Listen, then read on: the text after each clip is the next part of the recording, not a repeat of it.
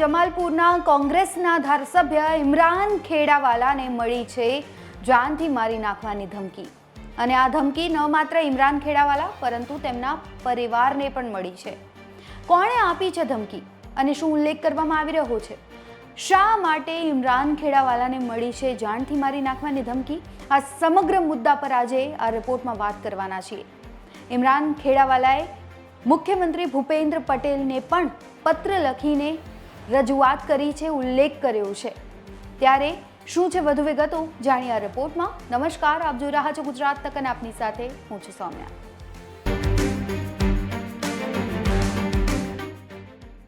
જમાલપુર વિસ્તારમાં આવેલી ખાંડની શેરી પાસે રહેતા નસીમ ઇકબાલ ખેડાવાલા એટલે કે ઇમરાન ખેડાવાલાના ભત્રીજીએ ગાયકવાડ હવેલી પોલીસ સ્ટેશનમાં ઇરફાન ઉર્ફે સ્ટીલ નાગોરી વિરુદ્ધ જાનથી મારી નાખવાની ધમકીની ફરિયાદ નોંધાવી છે।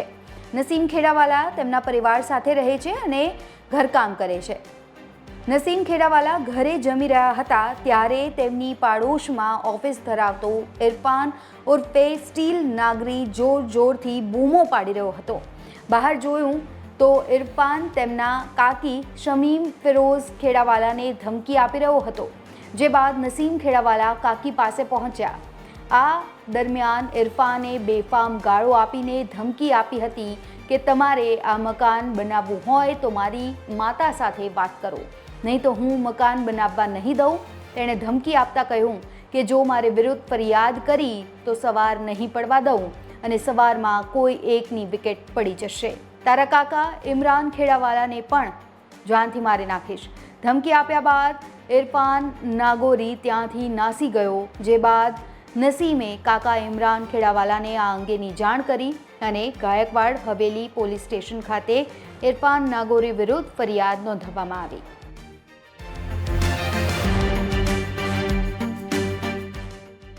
આ અંગે ધારાસભ્ય ઇમરાન ખેડાવાલાએ મુખ્યમંત્રી ભૂપેન્દ્ર પટેલને પત્ર લખીને કુખ્યાત શખ્સ સામે કાર્યવાહી કરવાની અપીલ કરી છે।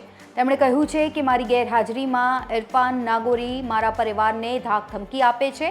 તે સીધી મારી સાથે માથાકૂટ નથી કરી શકતો, એટલે મારા પરિવારને ટાર્ગેટ કરે છે। ઇરફાન નાગોરી હત્યાના ગુનામાં સજા કાપી આવેલ છે, તેને પોલીસની કોઈ બીક નથી તેવું વિસ્તારમાં હાવ ઊભો કર્યું છે। બ્યુરો રિપોર્ટ, ગુજરાત તક। તો આ રિપોર્ટમાં બસ આટલું જ। ગુજરાતના તમામ મહત્વના સમાચાર જોવા માટે અને જાણવા માટે આપ જોડાયેલા રહો ગુજરાત તક સાથે। ફરી મળીશું। નમસ્કાર।